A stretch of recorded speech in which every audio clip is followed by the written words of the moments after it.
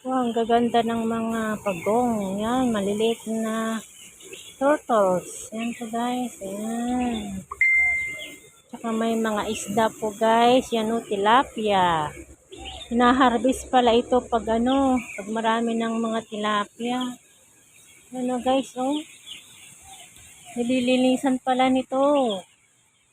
Kaya pala pwedeng ulamin pala itong mga tilapia. Ang daming mga tilapia, oh. Tsaka turtles. Yung mga turtles, pwede rin yan, lagawing soup. Lang nila yan. Gawin nilang dried. Turtles. Tapos pwede na nilang gawing soup ang mga Chinese. Gamot ata yan guys. Yan po guys. Ang ganda po dito.